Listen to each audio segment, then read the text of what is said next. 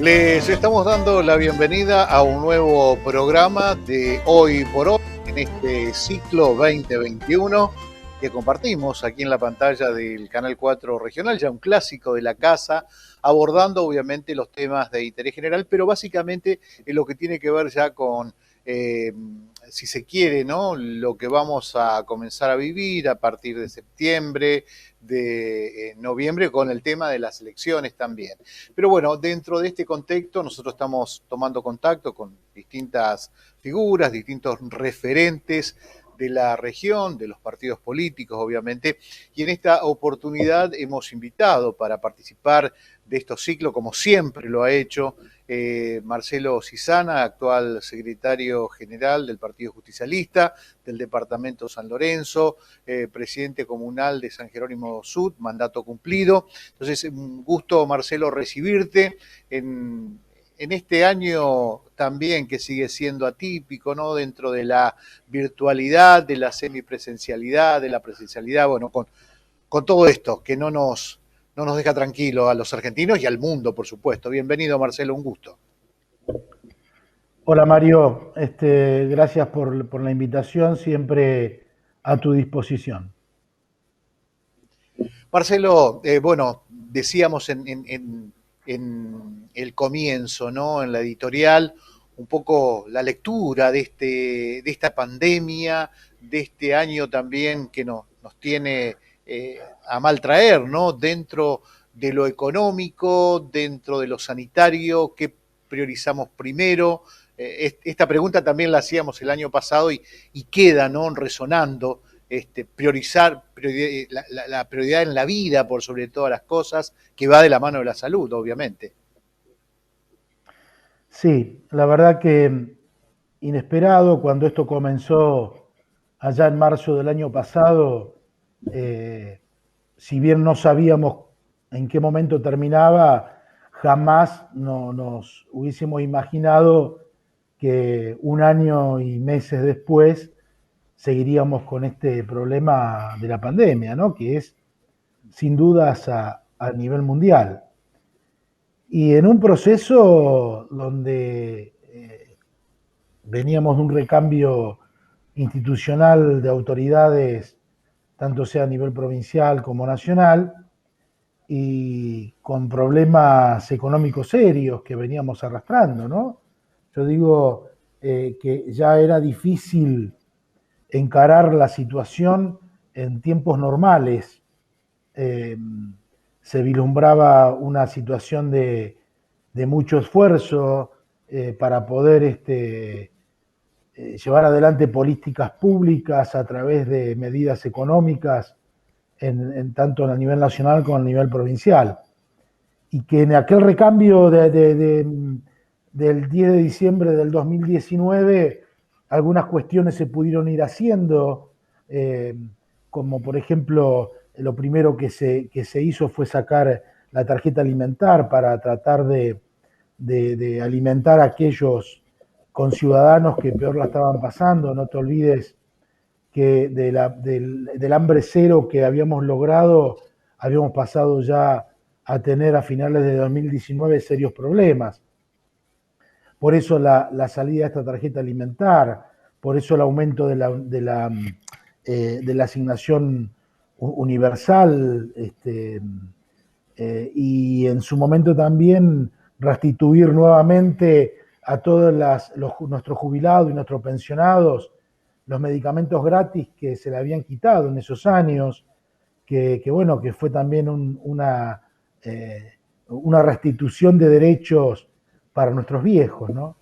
Y llegó marzo, fueron 2 meses de gobierno, que también se habían comenzado con negociaciones por la deuda, tanto sea pública a través de deuda pública obviamente, pero a través de organismos internacionales públicos como el Fondo Monetario y como organismos privados como el Club de París, que se venían trabajando para una renegociación de deuda con vencimientos que venían para el año 2020 que eran imposibles de pagar en el contexto económico donde se estaba. Y todo eso se vino charlando antes de la llegada de la pandemia, ¿no? Bueno, sin ninguna duda que la llegada de la pandemia agravó absolutamente todo.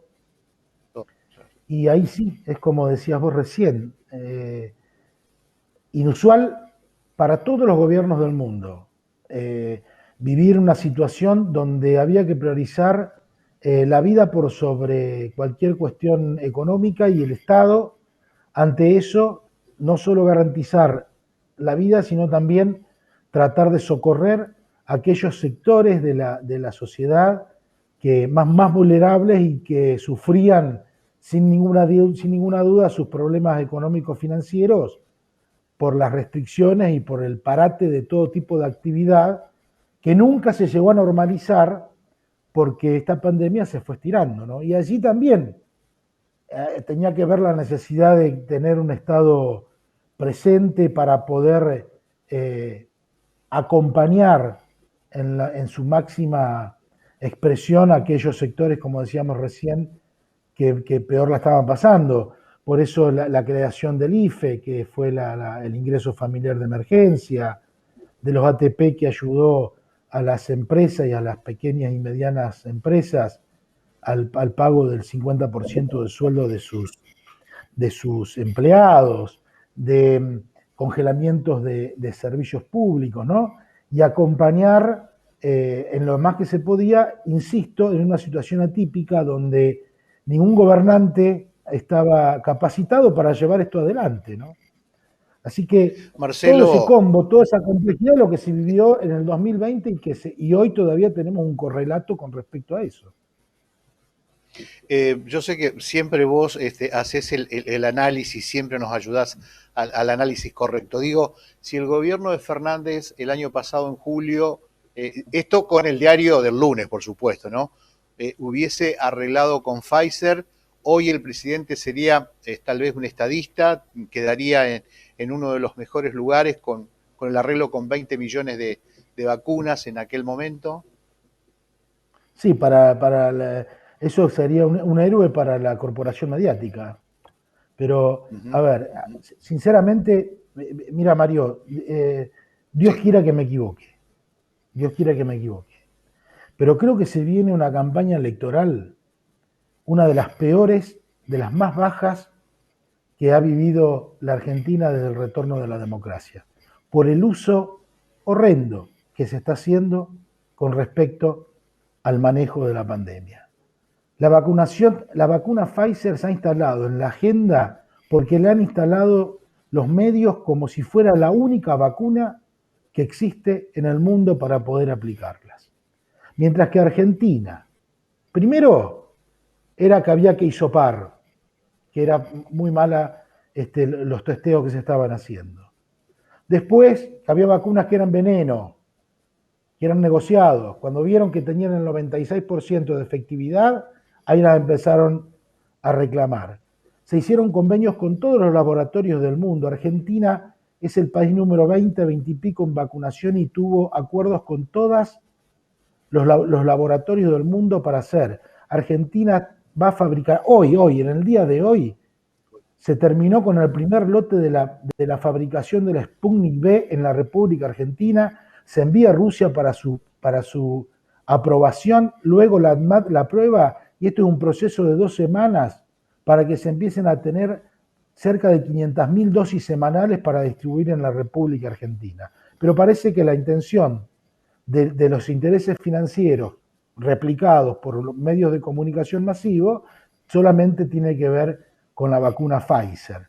Y me parece que es, insisto, me parece que es muy poco de miserable instalar estos temas. ¿No? Mario, no te lo estoy diciendo por tu pregunta, estoy haciendo un no, no, análisis no, no. de lo que uno Sí, ve sí. cotidianamente en los medios de comunicación masivo y comunicadores que con una gran falta de responsabilidad ponen el tema sobre la mesa como si Argentina fuera un desastre en sus planes de vacunación o en los acuerdos que lleva con los distintos laboratorios.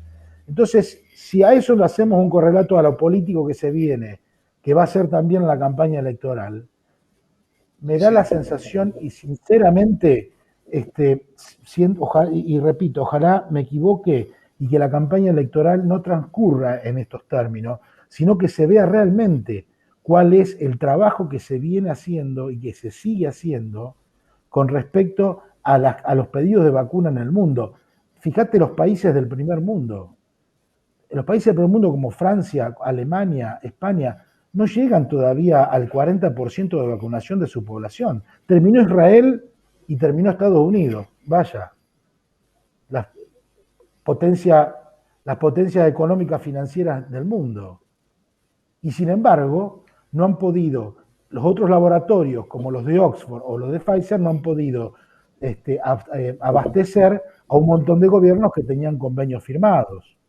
Entonces digo, es muy complejo el tema y es de muy baja altura tratar de meterle más miedo a la gente del que realmente tenemos. Y digo tenemos porque más allá de que hay que perder el miedo y no el respeto con respecto a la enfermedad, nos demuestra que es inclaudicable este virus, porque va mutando, porque se va transformando, porque aparecen cepas nuevas que son de mayor alto de contagio y de mayor mortalidad, y que le va perjudicando a personas más jóvenes, que los que terminan internados en terapia intensiva, con respiradores artificiales. Entonces, digo, fíjate vos, con toda la llegada de vacunas que está teniendo Argentina y con la fabricación propia, en 90 días se puede llegar a tener una de las más altas vacunaciones con respecto a los porcentajes de habitantes que hay en la República Argentina. Cuando Chile logró una alta vacunación, la hizo con una vacuna que es la Sinovac, si no me equivoco, tiene un 50% de efectividad. ¿Vos te imaginás los medios masivos hablando de que Argentina vacuna con una vacuna con el 50% de efectividad? No estarían mirando la cantidad de vacunados, sino que estarían mirando la falencia en el poco porcentaje de efectividad que tiene esa vacuna. De hecho, hoy Chile, hoy es el día sábado anterior, entró nuevamente en cuarentena porque está a punto de colapsar el sistema sanitario. Es decir, no es un tema tan sencillo. No sé si, Marcelo, aparte... Si he respondido a tu pregunta y te vuelvo a repetir, Mario, esto no es una expresión con respecto a tu dicho, sino estoy hablando de la instalación que hubo a nivel nacional, obviamente que por otros intereses, instalando la vacuna Pfizer como si fuera la única vacuna disponible, ¿no?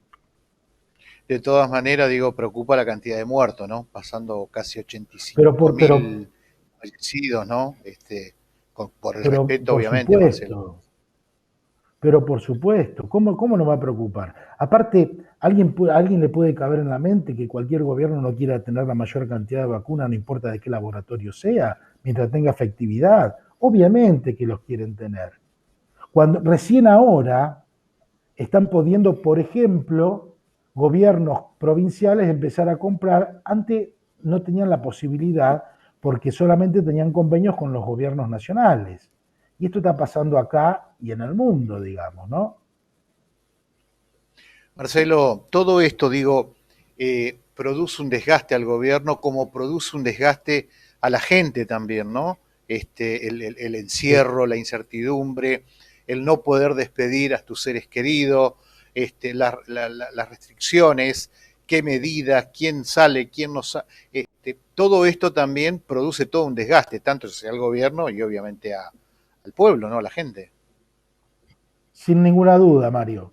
Lo que pasa es que a veces cuando perdemos el inicio del conflicto y a medida que se va desarrollando, muchas veces perdemos el sentido de en este caso, el sentido de la peligrosidad, por lo cual empezamos con cuarentenas, con restricciones. Yo no estoy de acuerdo con la falta de libertad. La falta de libertad es cuando hay una dictadura, cuando hay una guerra. Esto tiene que ver con preservar la mayor cantidad de vidas posibles. Es decir, pero claro, ante la falta de poder hacer actividades comerciales, industriales, se ve afectado el bolsillo del trabajador, se ven afectados los mismos pequeños emprendedores, emprendimientos que fueron los más castigados durante toda la pandemia porque significan aglomeración de gente. Es una situación, nadie dice que es una situación fácil, pero si los que tenemos que generar conciencia desde la dirigencia política, desde los medios de comunicación masivo con responsabilidad, porque saben que son formadores de opinión pública, no lo hacen desde un sentido común, tratando de sumar y de llevar tranquilidad a la mayoría de la sociedad, estamos contribuyendo al caos. Y es lo peor que nos puede pasar. Entonces, creo que hay un alto grado de responsabilidad en la información, en la desinformación y en el tratar de encontrar las soluciones para cada uno de ellos.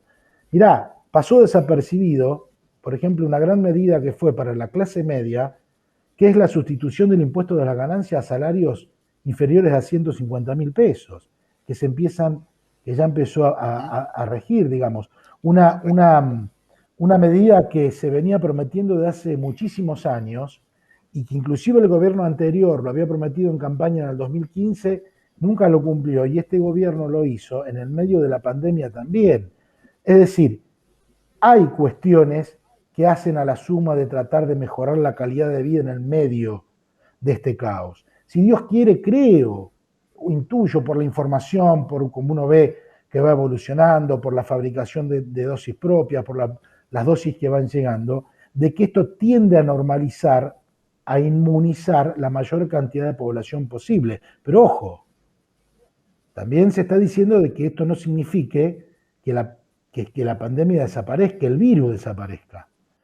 A ver, Mario, vos que sos periodista, viste que hace, qué sé yo, desde hace, no sé, pero más de 10 años, que uno veía que en China o en Japón en invierno mucha gente con barbijo decía, che, son fanáticos estos tipos. Eh, no había pandemia, pero ya tenían la conciencia de la transmisión de virus en la gripe que a ellos le afectaba. Yo no sé si el tema de barbijos y del cuidado del aseo y de lo demás no va a seguir mucho tiempo más hasta que más allá de este año. Quizás la vacunación nos permita tener más flexibilidad en las actividades y en la forma de retomar de alguna manera la forma de vida que veníamos teniendo antes de la pandemia, pero no significa de que no tengamos que seguir con cuidados personales hasta que esté erradicada definitivamente, digamos, el virus este, que, insisto, cuanto menos responsabilidad ciudadana tengamos, mayor peligro hay de contagio y de la mutación de las nuevas cepas que van llevando a que sean de mayor nivel de contagio y de mayor nivel de mortalidades, ¿no? Marcelo, en lo personal, digo, en la salud, ¿te pudiste vacunar ya? ¿Te aplicaste tu vacuna? Sí, yo hice la inscripción allá por el mes de febrero, cuando se abrió la inscripción.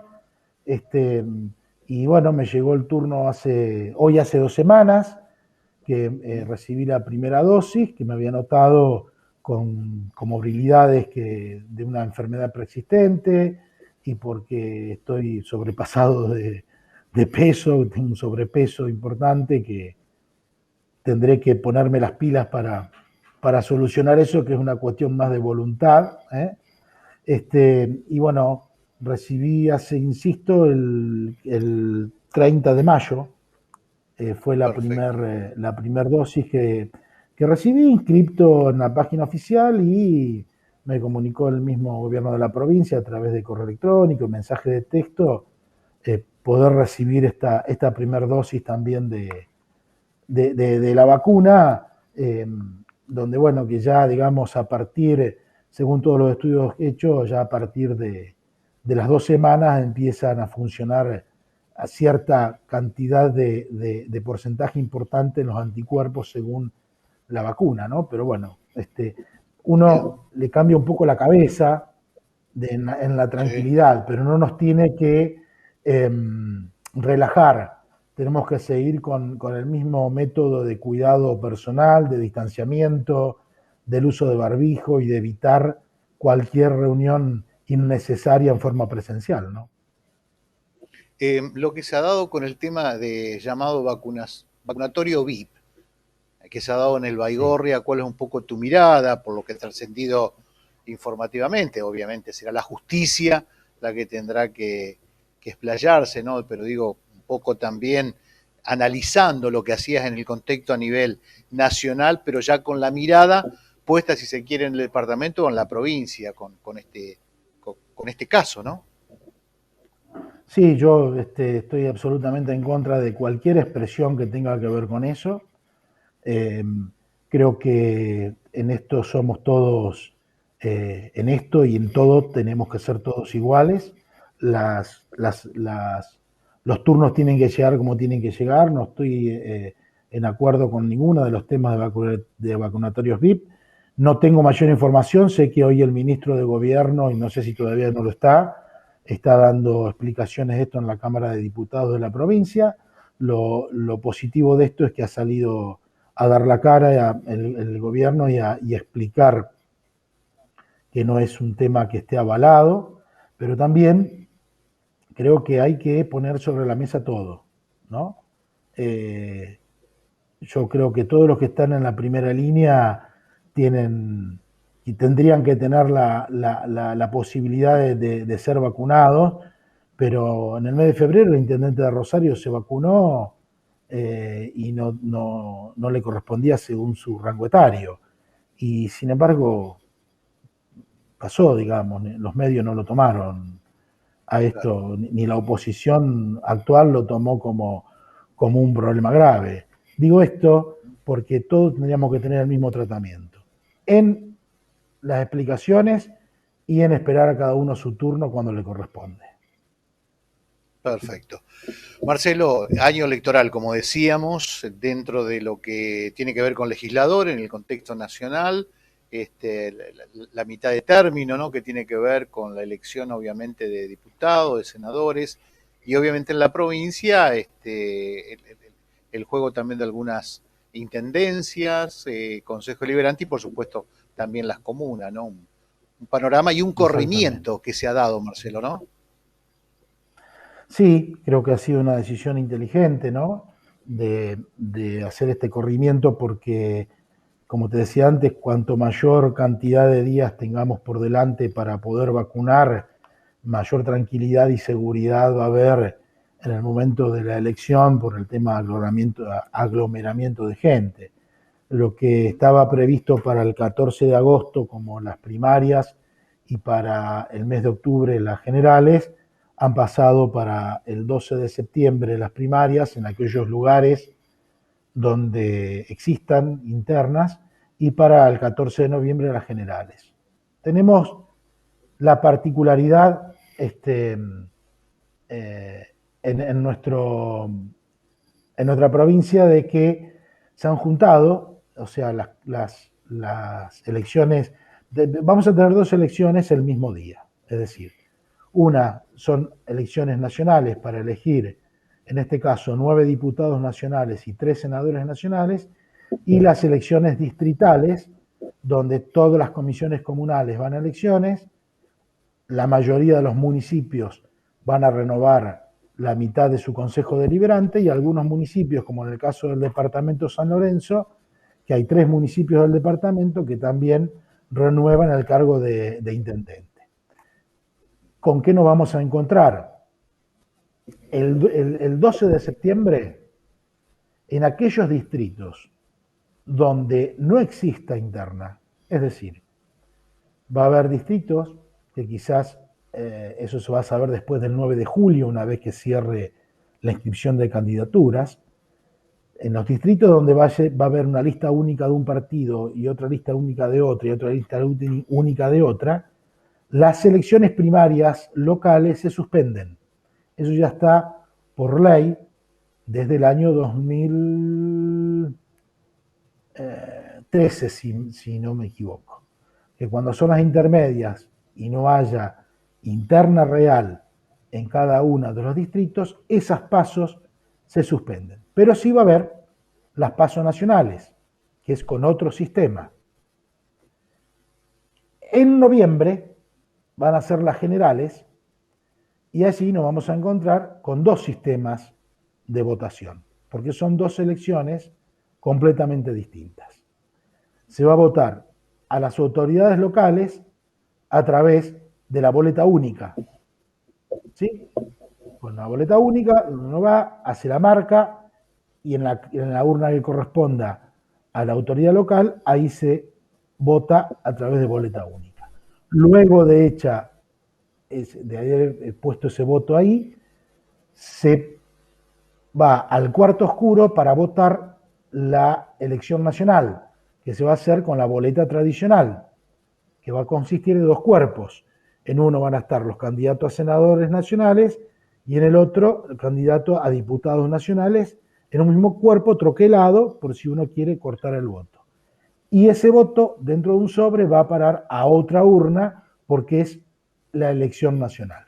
Por eso siempre los resultados en las elecciones, cuando se juntan las elecciones nacionales y las elecciones locales, siempre se demoran un poco más porque generalmente se comienza con los resultados, a hacer el conteo de votos de la elección nacional para ir pasando datos y luego se empieza con el conteo de votos a través de boleta única de la elección local.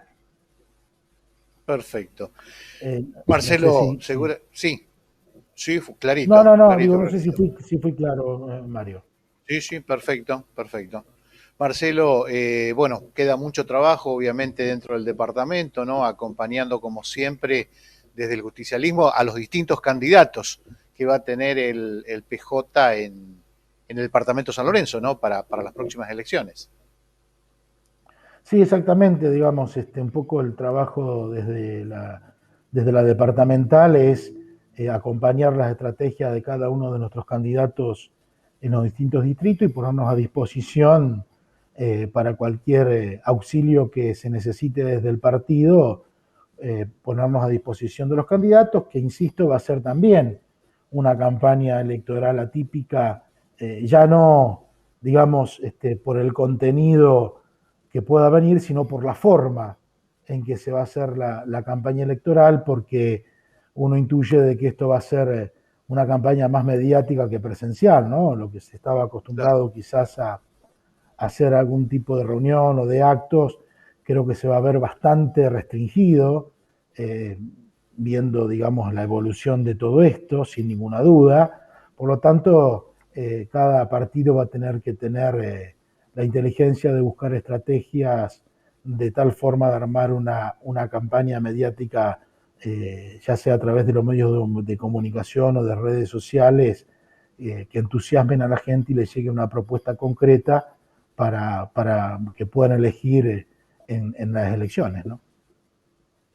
Marcelo, queremos agradecerte como siempre esta predisposición para charlar con nosotros. Vamos a seguir seguramente. Agradecerte siempre, ¿eh? Te llamamos automáticamente, sí, sin ningún tipo de agenda, de tema previsto, sino que abierto para charlar, el medio a disposición y así que vamos a estar en contacto. A cuidarse nada más, ¿eh? A seguir trabajando por lo menos en lo virtual, en lo semipresencial y a cuidarse. Desde ya muchísimas gracias, Marcelo. Así es, Mario, también cuídate vos, que también te toca una tarea como en cada elección con tu programa de decisiones, si es que este periodo también se va a hacer, porque va a ser también una herramienta fundamental para cada uno de los candidatos poder llegar a la población a través de la televisión y de ese programa que haces vos desde hace tantos años, que es un servicio que no está muchas veces bien agradecido porque me consta de que no es un servicio pago y estás abierto absolutamente a todas las listas, sean oficialistas o opositores, sin ningún tipo de privilegios para nadie y eso la gente lo tiene que saber. Este servicio que ustedes, el canal, vos en forma particular con tu programa, toda la producción, los chicos de ahí, mil gracias por esto. Y bueno, y apoyarlos para que lo puedan seguir haciendo en estos momentos que más falta hacen. Así que a cuidarse, Mario, a tu disposición siempre y gracias a ustedes por esta nota. Marcelo, algo cortito, ¿qué le dirías a la gente de San Jerónimo, a la comunidad de San Jerónimo? No, nada, digamos, vos sabés que estoy, digamos, eh, En San Jerónimo yo en realidad milito dentro de un espacio donde le toca conducir a Betina Ortolano desde hace 2 años, que fue nuestra candidata y que se está definiendo ahora nuevas candidaturas, y yo ahí soy un soldadito, me pongo a trabajar en el espacio político al que pertenecí toda la vida, y en lo local yo me pongo a disposición desde el lugar que me toque, desde atrás de la fila, a contribuir y a trabajar para lo que digan los candidatos que van a tener. Eso desde lo político. Y desde lo personal, lo mismo que te dije a vos, digamos que más allá de nuestras broncas, más allá de nuestras necesidades de poder juntarnos con nuestros amigos, con nuestra familia, con nuestros afectos, que tratemos de resistir, si tenemos la posibilidad de poder quedarnos en nuestras casas, si tenemos la posibilidad de trabajar de forma remota, si tenemos la posibilidad de ir al trabajo, pero después volver a casa y evitar cualquier tipo de aglomeración, que lo hagamos, que tengamos empatía. Sabemos que, Mario, es duro en momentos, pero mucho más duro cuando familiares que son muy mayor aún, sabiendo que hay afectos que han fallecido por causa de esto y que uno jamás lo hubiese esperado. Los muertos son nuestros en este momento, son nuestros, los tenemos acá. Lo que hace un año parecía que no iba a llegar, llegó y nos afecta. Y cuando las cosas pasan, muchas veces para poder tomar miedo, pero con mucho respeto, con mucha empatía, con mucha solidaridad. Tiempo. Los que somos un poco más grandes, quizás estamos, porque el tiempo siempre hay que aprovecharlos más a medida que vamos cumpliendo años. Pero los que son más jóvenes, no se desesperen, tienen mucho tiempo por delante. Cuiden a sus padres, cuiden a sus abuelos, cuiden su familia. Mario. Gracias, Marcelo, muy amable, ¿eh? Así pasaba con nosotros, charlando en esta primera parte, el actual secretario general del Partido Justicialista del Departamento San Lorenzo, Marcelo Cisana, también fue ex presidente comunal de la localidad de San Jerónimo Sur. Nosotros le vamos a proponer una pequeña pausa, y tras la pausa vamos a venir con un pequeño homenaje y un parangón. No vamos a hacer si bien las comparaciones son tediosas, pero se está cumpliendo 200 años del fallecimiento de Martín Miguel de Güemes, y también la semana entrante se van a cumplir 201 años del fallecimiento de Manuel Belgrano, dos próceres argentinos de la independencia. Ya vamos a venir con eso. Vamos con la pausa y seguimos con más Hoy por Hoy.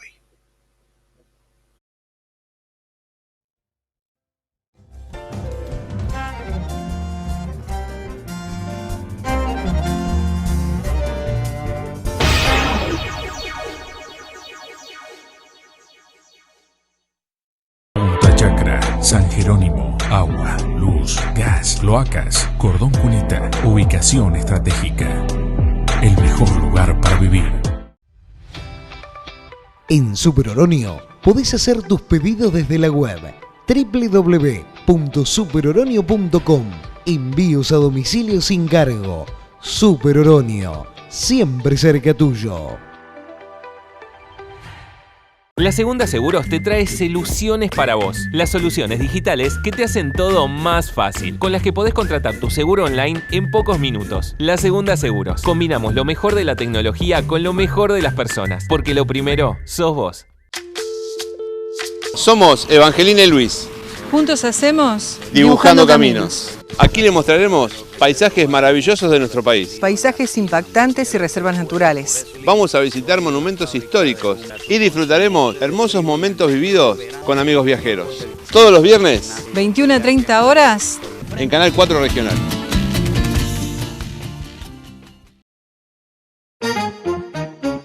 Quiero hacerles una invitación. Comilona de los jueves, un programa hecho por amigos y con amigos, y por supuesto invitándolos a ustedes que compartan esto con nosotros. Jueves a las 21 horas, acá en Canal 4 Regional. Los espero, ¿eh?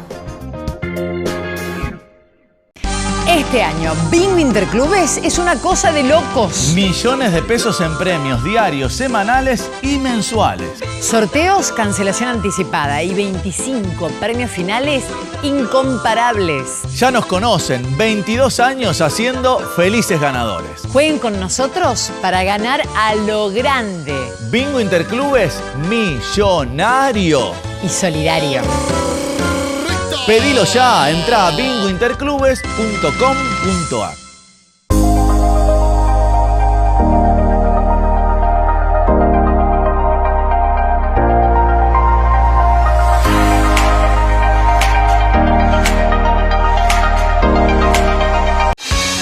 Genera Más, fábrica de generadores eléctricos y motosoldadoras.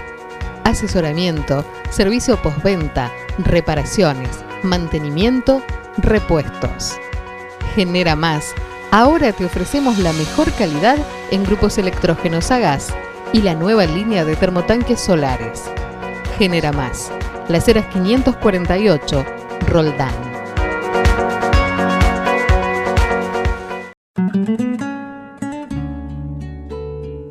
En la pantalla de Canal 4 Regional para compartir un nuevo programa de Con Alma de Pueblo. Silvia Cervini, Mujer Danza, sí las hay. También Daniela Toro, la hija de Daniel Toro, contando sobre la película documental El Nombrador, dedicada a su padre. No te lo pierdas, 21 a 30 horas, te espero en la pantalla de Canal 4 Regional.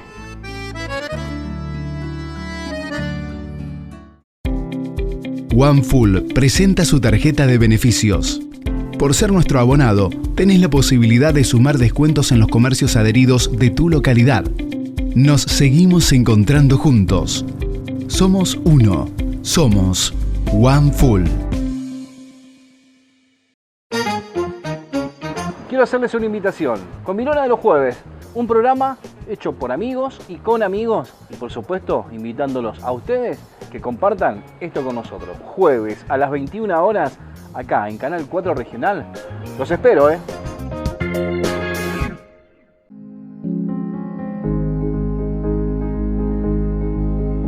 Te invitamos a seguir compartiendo nuestros archivos, estos 20 años de imágenes, de palabras, de cada momento vivido en cada una de nuestras localidades. Todos los viernes a las 22 horas por la pantalla de Canal 4 Regional te invitamos a este espejo retrovisor.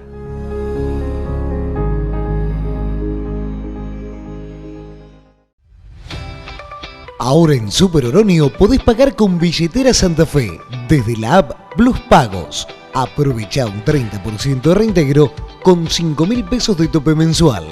Super Oronio, siempre cerca tuyo.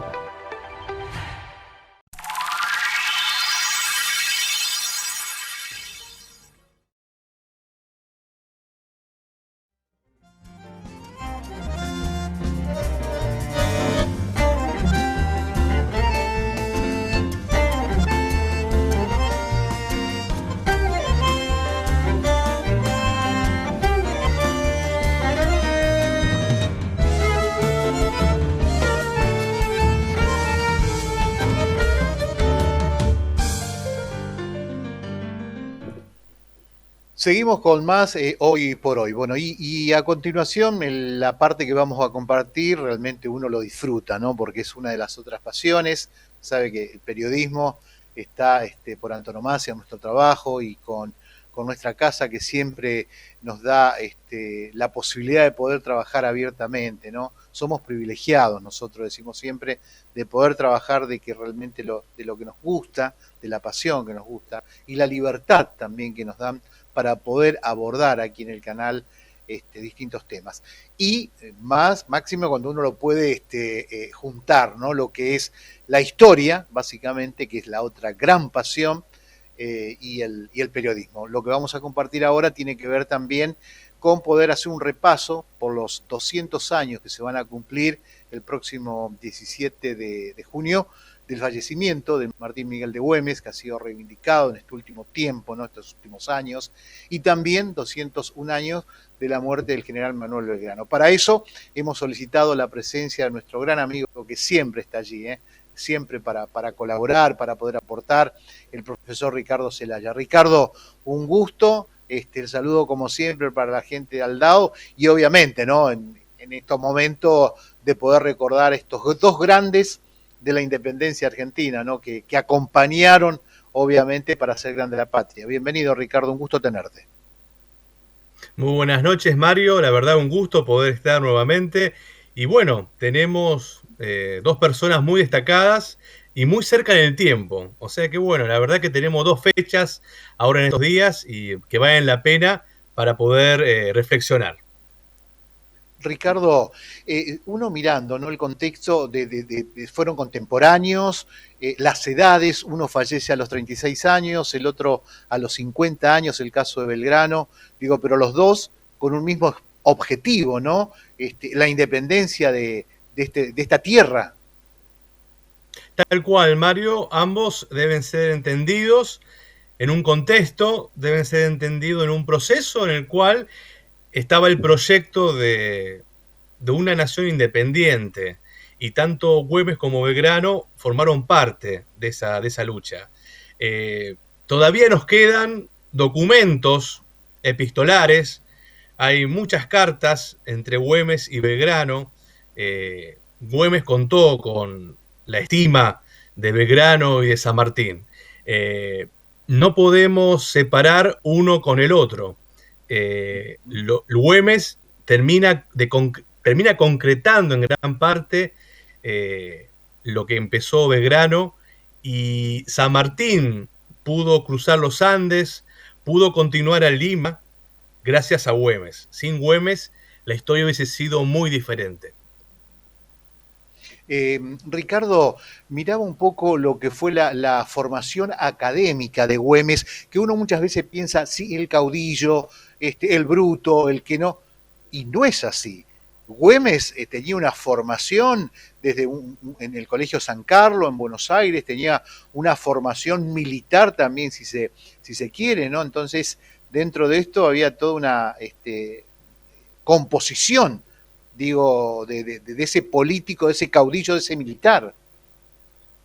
Así es, Mario. Lamentablemente, a lo largo del tiempo, luego de la muerte de Güemes, durante mucho tiempo, por un lado, se lo negó como un héroe por muchas décadas. Y luego, cuando se hablaba de Güemes, siempre era una cuestión, con todo respeto, pero era cuestión de pintoresca, folclórica, digamos, quedaba en eso. Y no, al contrario, Güemes tenía formación militar. Hay que entender mucho la geografía de Salta, el contexto donde se daban esas luchas.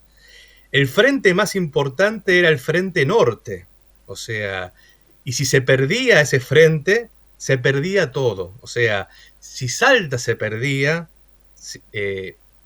después era todo llano.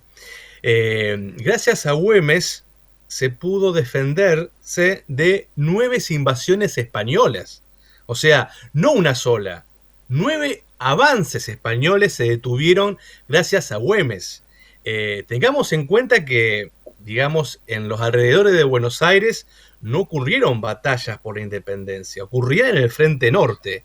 Y ante un enemigo poderoso, importante, Güemes estableció una estrategia que sería vital.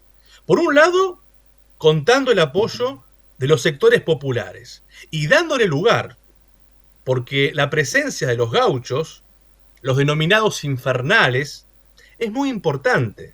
Era un ejército en que el pueblo formaba parte, y también la estrategia de una guerra permanente, una guerra de guerrillas, o sea, de ataques esporádicos en el monte, todo el tiempo, de sorpresa, comprendiendo el terreno, el factor sorpresa.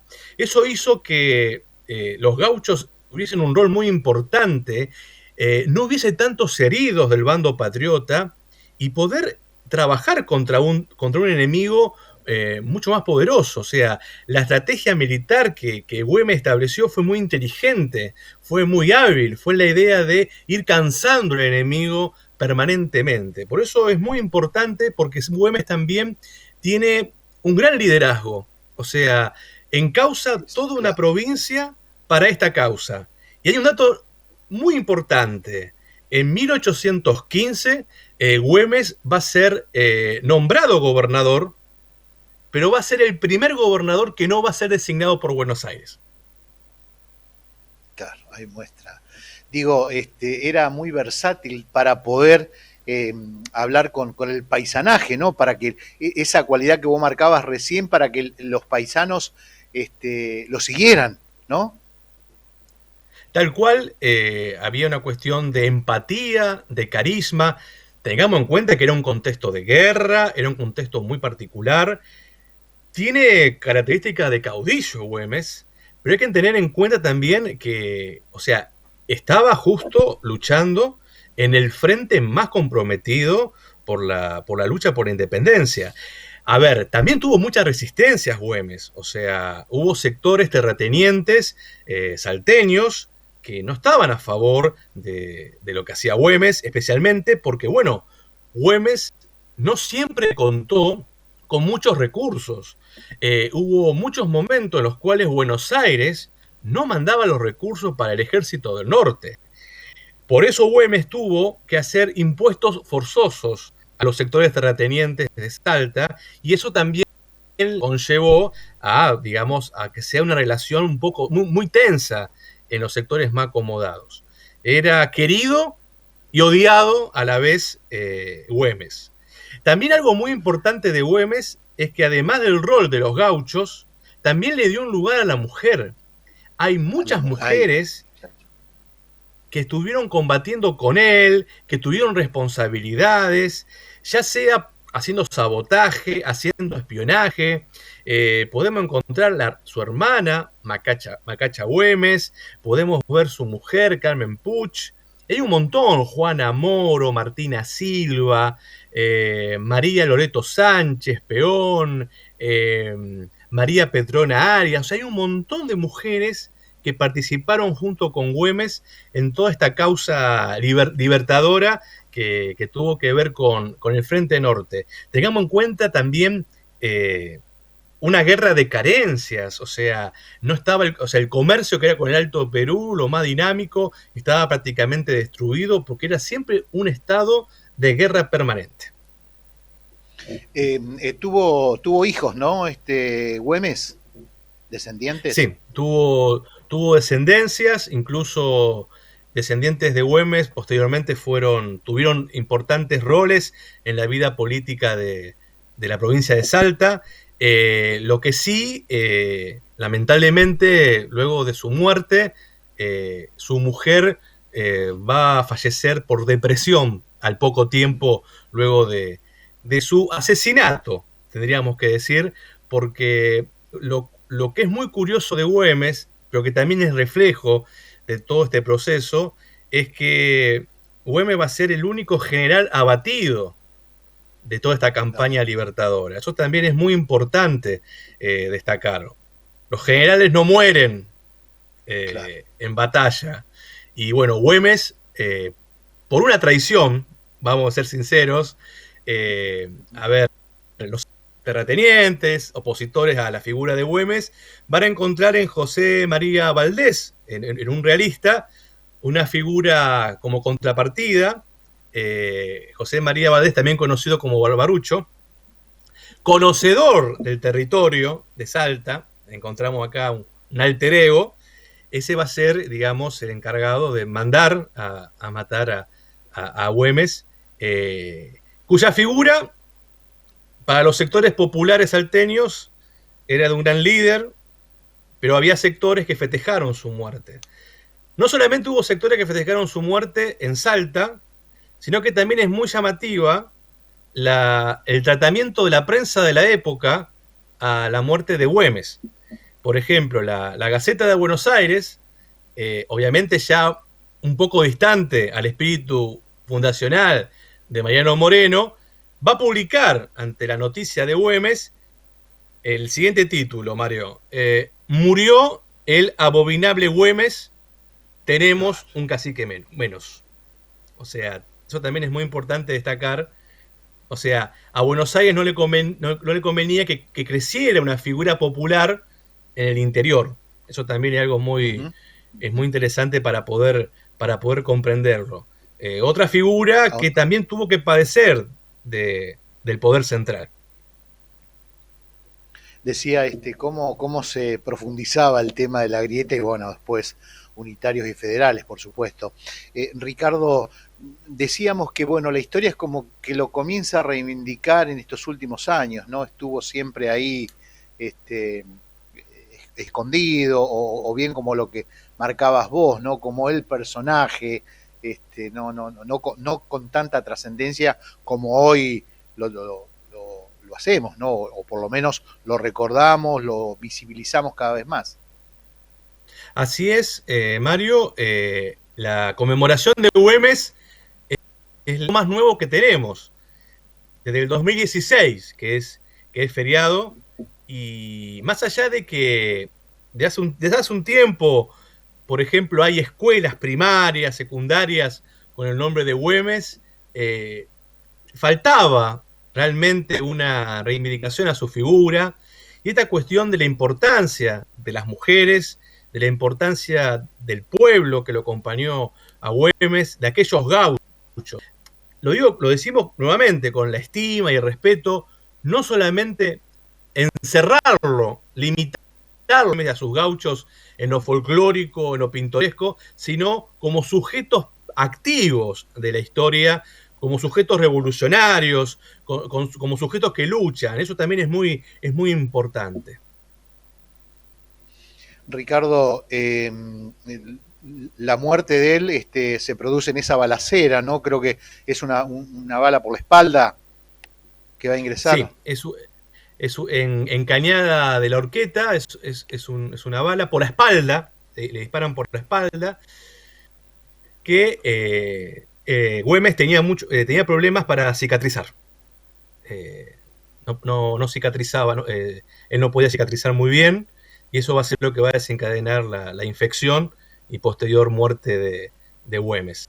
Se muere en un momento de mayor popularidad, en un momento de mayor liderazgo, y lo que es muy llamativo es que, bueno, luego, un mes después de su muerte, los gauchos de Güemes van a terminar venciendo a Barbarucho un mes después y haciendo el mejor homenaje a su general, y de ese modo no hubo más avances en la frontera norte. Lo repetimos, sin Güemes el mapa de Argentina sería muy diferente y San Martín no hubiese cruzado los Andes ni llegado a Perú. Hoy los restos, Ricardo, descansan ahí en Salta, ¿no? En la catedral. Los restos de Güemes descansan en la Catedral de Salta, junto con otros líderes salteños por la independencia. Uh-huh. Cuando decimos la guerra gaucha, las guerras gauchas, nos referimos puntualmente a este prócer, ¿no? Tal cual. La guerra gaucha, la guerra permanente, el término infernales.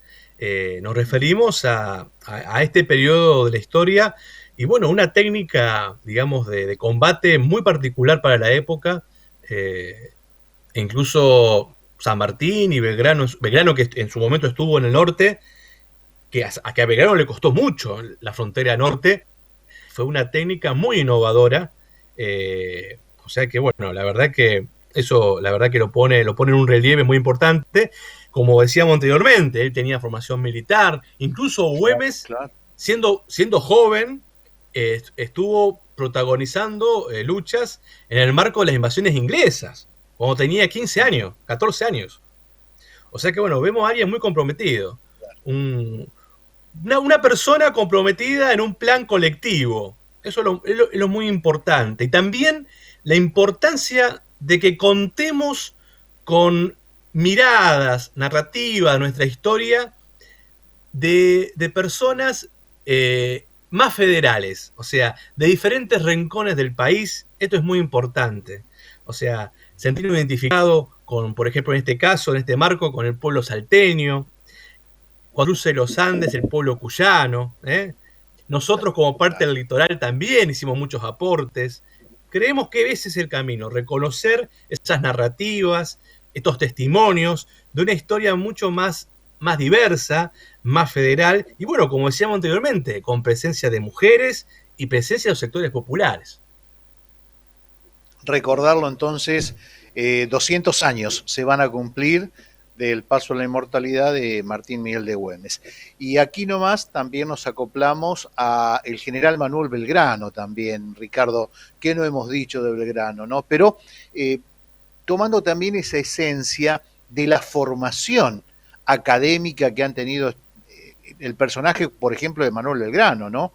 Desde un colegio también, San Carlos, después la posibilidad de viajar a Europa y, como vos siempre decís, entender el contexto con el cual se va a encontrar, ¿no? Las nuevas ideas, aquellos literarios o literatos en el cual va a poder acceder Belgrano también y que van a despertar esas ideas de libertad, de independencia, ¿no? Del hombre. Belgrano, en cierta medida, fue un privilegiado en su época por tener la posibilidad de poder estudiar en España. Estando allá en España, tuvo la posibilidad de poder estudiar con los autores de la vanguardia de aquella época, las nuevas ideas sobre economía. Belgrano desarrolló muchas cosas sobre economía, incluso hasta de ecología.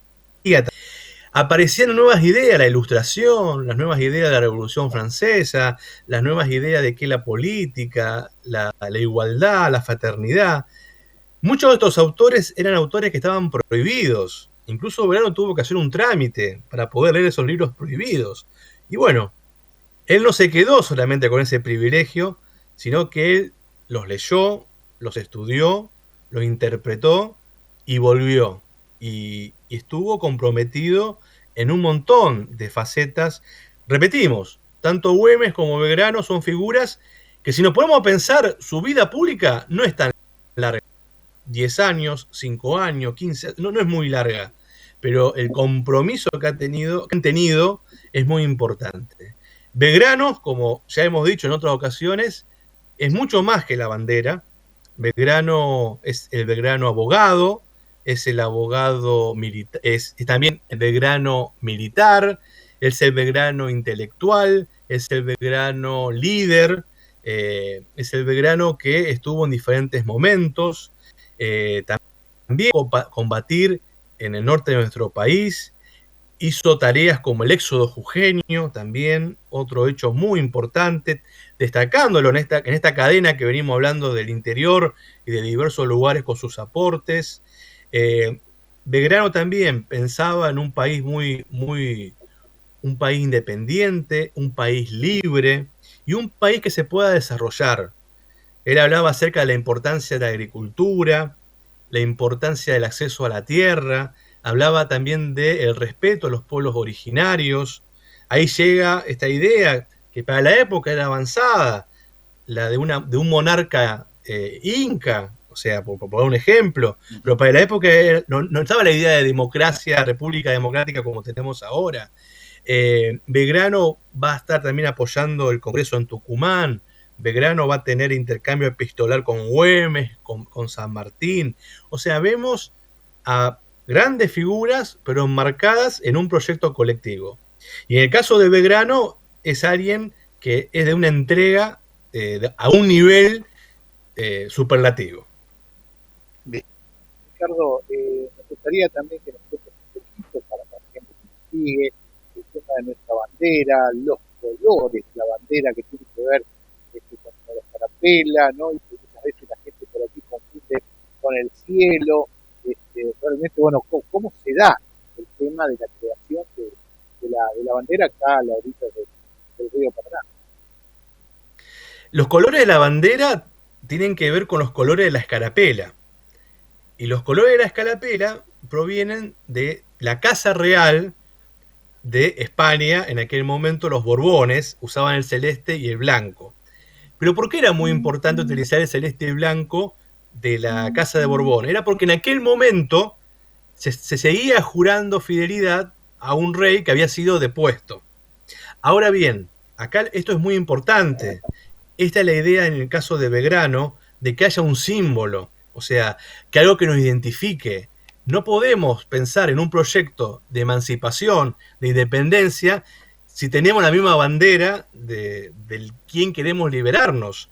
Entonces, bueno, esto es muy importante. Como también en el caso de aquellas jornadas de 1812, donde se enarbora la bandera, hay que destacar también otras figuras, como por ejemplo María Catalina Echavarría de Vidal, que fue la mujer que cosió aquella bandera. Tengamos en cuenta que todos estos distintivos, todas estas banderas, van a ser las que van a acompañar posteriormente a la campaña del Ejército del Norte de Belgrano. La idea de una identidad, la idea de un nosotros, eso es muy importante. Y bueno, Belgrano fue quien vislumbró esa necesidad que, bueno, lamentablemente también, aquella bandera en su momento también tuvo que ser guardada, fue criticada. O sea, vemos siempre una dinámica muy particular de todas estas personas que han tenido iniciativas muy importantes y siempre han tenido resistencia. Eso también es muy interesante, porque hemos tenido una historia con conflictos. O sea, y no es que la guerra gaucha o la bandera o el cruce de los Andes, digamos, no pasó, fue todo fácil, no fue complicado, no, fue muy complejo todo, fue todo muy complejo. Ricardo, decíamos, las franjas de la bandera estuvieron vertical o siempre fueron horizontal. Sí. No, o sea, la bandera fue adquiriendo diferentes, como es, tonos, colores y orientaciones. Como vos decías recién, al principio no eran horizontales. También es muy importante que posteriormente a la bandera, con el paso del tiempo, se le va a sumar el sol como símbolo. Claro, que, bueno, el sol es un símbolo inca. O sea que ahí tenemos un aporte de los pueblos originarios. O sea que, bueno, es muy importante toda esta cuestión de los símbolos. Incluso la bandera ha tenido, o sea, con el paso del tiempo ha cambiado un azul más claro, un celeste, o sea, ha tenido un par de modificaciones. Pero bueno, es importante lo que hablábamos anteriormente, la cuestión de una identidad y la cuestión de ir construyendo a un nosotros. Hasta antes de Belgrano, el bando patriota luchaba sin ningún símbolo e incluso era muy fácil confundirse con los bandos realistas. O sea que bueno, eso también hay que destacar. Hoy en día, ¿dónde estaría esta bandera? Bueno, una de las banderas originarias de Belgrano actualmente está en territorio de Bolivia. O sea, actualmente una de las primeras banderas, la bandera de Macha, es una de las más antiguas, está actualmente en territorio actualmente de Bolivia. Uh-huh. Bien. ¿Y la otra? Y hay otra que no se sabe todavía. No se sabe. Es muy interesante también. Pero también, bueno, nos demuestra también, o sea, toda esta cuestión de conservación. Las banderas se utilizaban en combate, en batallas. Sí. Todavía hay muchas cosas todavía para seguir rescatando. Sí. Y también entender la idea de frontera. O sea, la frontera es una idea, una construcción social, digamos. Belgrano triunfa en Salta y Tucumán y pierde en Vilcapugio y Ayohuma. Y bueno, es toda esa frontera, el Alto Perú. Tenemos muchas comunidades de aquellos lados que han luchado. Como decíamos recién, la presencia de los gauchos, la presencia de los pueblos originarios, de un lado y del otro. Una frontera muy particular. También tengamos en cuenta que no era fácil combatir en esas condiciones y con bajos recursos. Y encima que no te mandaban apoyo, o sea. Ricardo, me gustaría también compartir con los jóvenes, con la gente que nos sigue, ese gesto que tiene Belgrano con parte de su dinero, donarlo al Estado, ¿no? Para la construcción de escuelas o de bibliotecas, y que eso por un tiempo quedó muy dormido, ¿no? En la historia de la argentinidad. Sí, así es. Bueno, en aquel momento, por los triunfos que tuvo, a Belgrano le dan un premio alrededor de 40.000 pesos de la época, una buena cantidad de dinero, pero él decide que ese premio, ya sabiendo Belgrano que iba a ser difícil cobrarlo, también supongo, pero él no buscaba la cuestión de rédito económico. San Martín los dona para que se construyan escuelas. Ahí vemos nuevamente esa idea de Belgrano tan presente, la importancia de la educación. Él hace más de 200 años atrás hablaba de la importancia de la educación para las mujeres como idea. Y bueno, lamentablemente pareciera una cuestión latinoamericana, esta cuestión de que, bueno, la construcción de estas escuelas va a demorar un montón de tiempo. Las 4 están construidas, pero por ejemplo la última se terminó de inaugurar a principios de este siglo. Claro, pero de todas maneras demuestran esos gestos fuertísimos y comprometidos, Ricardo, ¿no? Sí, hay no le interesaba, digamos, ser figurar, y no buscaban, digamos, esta cuestión de un atajo, o no buscaban la cuestión solamente material.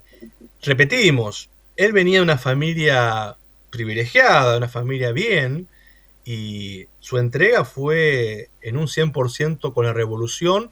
Y bueno, también lo vemos, a ver, Belgrano nace y muere en la misma casa. Claro. O sea, eso se resume bastante. Y bueno, como hemos visto en varias notas, muere en la pobreza. O sea, tuvo que pagarle a su médico con su reloj, y el mármol que tenía en el baño le sirvió para la lápida. Y lo que es peor es el olvido que hubo también así como vemos a Güemes, cómo la prensa lo ataca aún siendo asesinado, en el caso de Belgrano también. Belgrano va a pasar el momento de su muerte para los periódicos de la época como desapercibido. Eso también es algo muy particular. O sea, era como que Belgrano molestaba en cierta medida. Ricardo, hay una frase que queda, ¿no? En los últimos estertores, que él dice algo como: hay patria mía, o desaparecido en combate, o muerto en combate. ¿Esto qué significa con el hay patria mía? Bueno, es como un resumen de, bueno, un dolor de, a ver, tengamos en cuenta que en aquel momento, justo ese año donde él fallece, realmente el contexto era muy, muy negativo. Había muchas peleas internas en el país. La verdad que incluso el proyecto original de Mayo, el proyecto independentista, estaba tomando ya otro perfil. Y bueno, es como que a él le duele esta cuestión de que queda esa patria inconclusa. Pero bueno, en el caso nuestro, esa idea de que todavía hay que continuar esa obra, creemos que es el desafío. O sea, no olvidándolo, y a su vez continuar esa tarea. La patria es una construcción que se hace todos los días y debemos continuarla. Perfecto. Pensaba en la actualidad, ¿no? Digo, ay, patria mía. Ricardo, para ir finalizando, me gustaría en 2 palabras, ¿no? Que puedas definir qué palabra puede ser para Martín Miguel de Güemes en estos 200 años que se cumplen el 17, y qué palabra para definirlo en 1 o 2 palabras a Belgrano, a cada uno de ellos. Bueno, ¿qué es lo primero que se te viene? Y se viene a la cabeza, en el caso de Güemes, valentía. O sea, como idea, valentía. Porque realmente tenés que estar en el monte haciendo una guerra de guerrilla contra terroristas, sin apoyo, sin nada. Incluso viendo cómo después termina Güemes. Y con todas las dificultades. Esa valentía, en el caso de Güemes. Y en el caso de Belgrano, esta cuestión de la entrega. O sea, tomando lo que vos mencionabas recién, no vemos en la actualidad muchos ejemplos de entrega por la patria. Entonces, bueno, en el caso de Belgrano, este compromiso inclaudicable, esta entrega a una causa, a un proyecto, a un plan. Personas que luchan por una idea. Eso creo que también es muy importante. Ricardo, agradecerte como siempre infinitamente en estos momentos que uno disfruta, ¿no? Cuando contás, seguramente la gente que nos acompaña también. Un saludo inmenso para toda la gente allí de Aldao y desde ya muchísimas gracias por estar participando de estos espacios, Ricardo. Muchísimas gracias y bueno, como decíamos anteriormente, todavía está inconclusa esta tarea, o sea que bueno, queda de parte de todos poder ir construyéndola día a día. Muchas gracias. Bien, gracias. Así pasaba con nosotros el profesor de historia Ricardo Celaya, ¿no? Recordando estos dos grandes próceres, lo que tienen que ver con la valentía, lo que tiene que ver con la audacia y también la honestidad, ¿no? Que han dejado para este país y que muchos tendrían que mirar al pasado, que no está reflejado en esta actualidad, un poco como cerraba Ricardo. Nosotros, nuestro humilde homenaje, tanto para Martín Miguel de Güemes en los 200 años de su fallecimiento, como para el general Manuel Belgrano en los 201 años, el próximo 20 de junio. Nosotros de esta manera estamos llegando al final, como siempre agradecer allí a nuestro director, a toda la parte técnica que nos acompaña, invitarlos para el próximo miércoles, como siempre, a partir de la hora 21 aquí en la pantalla de Canal 4 con más Hoy por Hoy. Por su atención, gracias y nos reencontramos.